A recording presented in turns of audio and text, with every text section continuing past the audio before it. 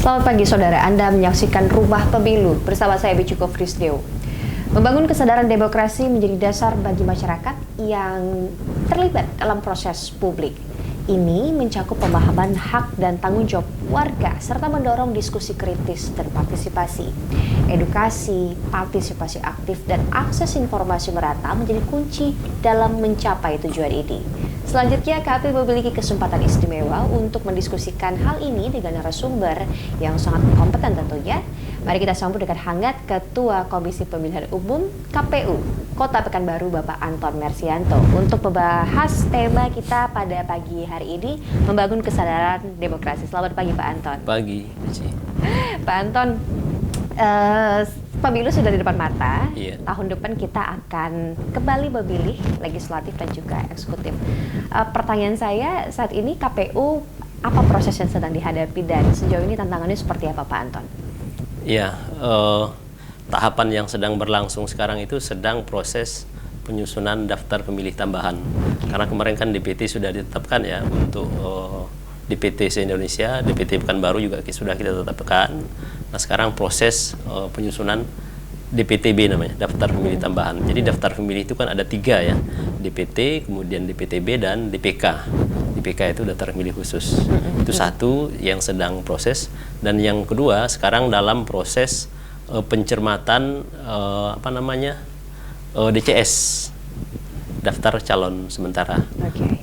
Sedang proses itu sekarang. Proses pengumpulan data ada tantangan tersendiri tidak Pak?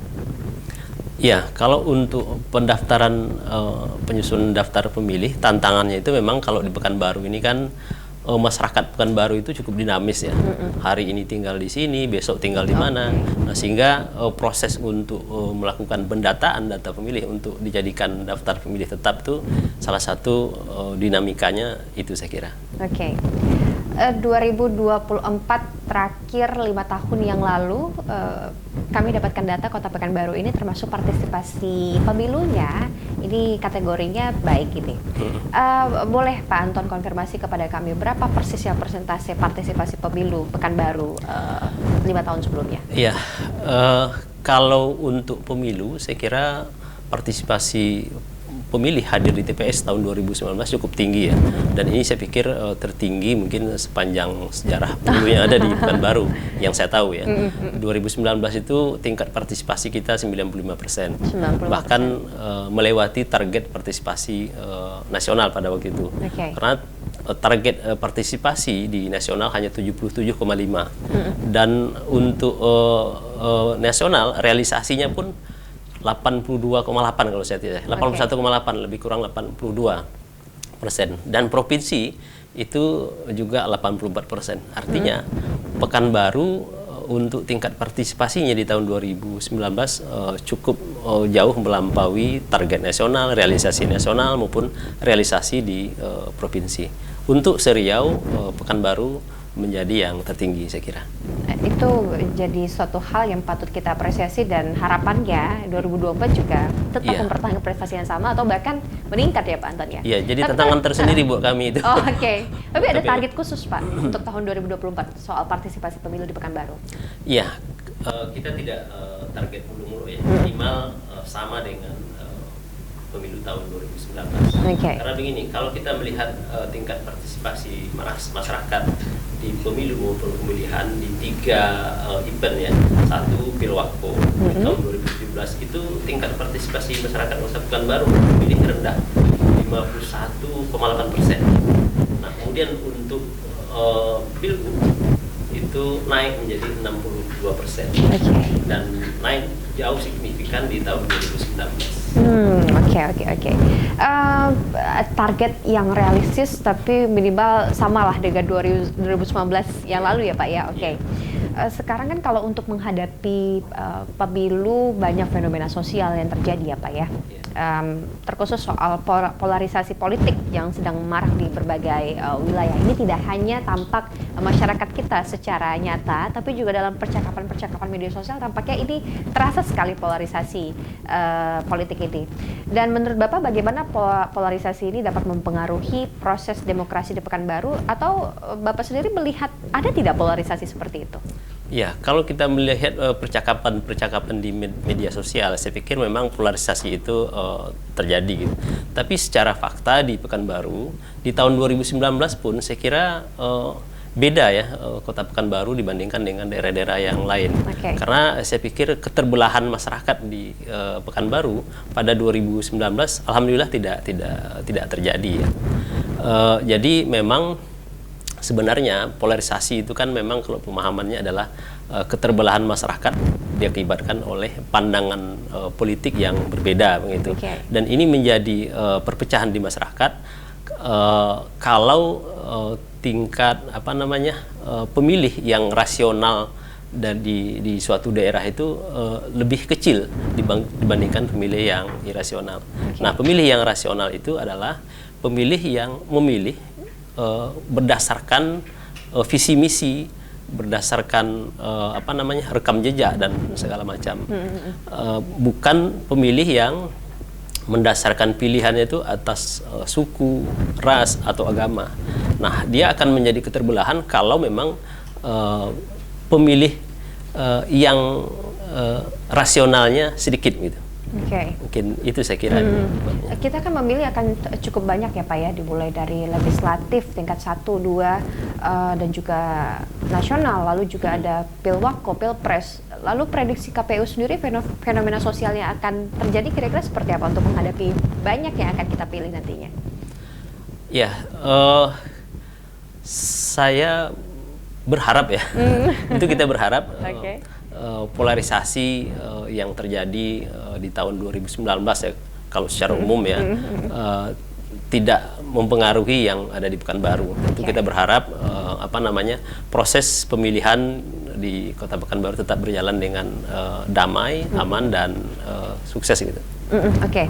Tadi Bapak kan mengatakan kalau Pekanbaru ini didominasi oleh pemilih rasional. Bisa tidak kita maknai artinya juga masyarakat Kota Pekanbaru memahami makna demokrasi, siapa yang akan mereka pilih, dan pilihannya memang berdasarkan pilihan sadar. Bisa nggak kita memaknainya seperti itu, Pak? Iya, bisa jadi. Okay. Bisa jadi saya kira. Lantas kita kan juga tidak bisa menutup mata pada kelompok-kelompok masyarakat yang belum sepenuhnya sadar terhadap pemilihan siapa yang akan mereka pilih. KPU merespon kondisi itu seperti apa, Pak? Ya, kita tentu memberikan informasi-informasi yang lebih luas kepada masyarakat melalui sosialisasi, kemudian ada namanya pendidikan pemilih pemula dan seterusnya. Okay. Itu yang kita lakukan. Nah, di KPU sendiri sebenarnya ada bukan mekanisme ya, anjuran misalnya menjadi pemilih yang cerdas gitu ya. Nah, pemilih yang cerdas itu ciri dan yang harus dilakukan misalnya, satu, dia harus memastikan diri terdaftar sebagai pemilih. Karena ini penting, terdaftar di DPT, karena penting. Karena kalau misalnya dia sudah punya pilihan, sudah mengkampanyekan, tetapi ketika dia tidak terdaftar di DPT, tentu hak pilihnya saya pikir akan terbatas.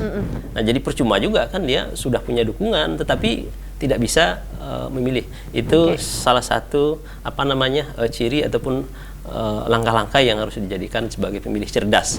Pemilih cerdas itu tentu sasarannya jadi pemilih yang rasional. Nah, kemudian langkah yang selanjutnya, setiap pemilih mestinya harus mempelajari visi dan misi peserta pemilu, baik itu visi misi partai, kemudian visi misi pasangan calon, kemudian visi misi perseorangan untuk DPD, dan harus juga mempelajari track record peserta pemilu, baik itu perorangan maupun partai. Nah, selanjutnya lagi misalnya dia harus menghindar dari politik uang, sehingga dia memilih betul-betul berdasarkan hasil analisa dia tadi dan sesuai dengan hati nurani gitu. Dan saya kira masih banyak langkah-langkah yang harus dilakukan untuk menjadi pemilih cerdas. Ada kelompok baru, generasi muda kita yang juga menjadi lumbung suara di pemilu 2024, yakni generasi Z, kelahiran 95 sampai dengan ke bawah, 95 ke bawah yang sudah mulai memilih. Ini sejauh ini KPU Kota Pekanbaru bagaimana cara membangun kesadaran bagi generasi muda yang masih ada di bangku SMA, mungkin bangku kuliah, untuk bisa menggunakan hak pilihnya dengan sadar ini, Pak? Ya, Di dalam DPT kita jumlahnya sekitar 771.479 pemilih.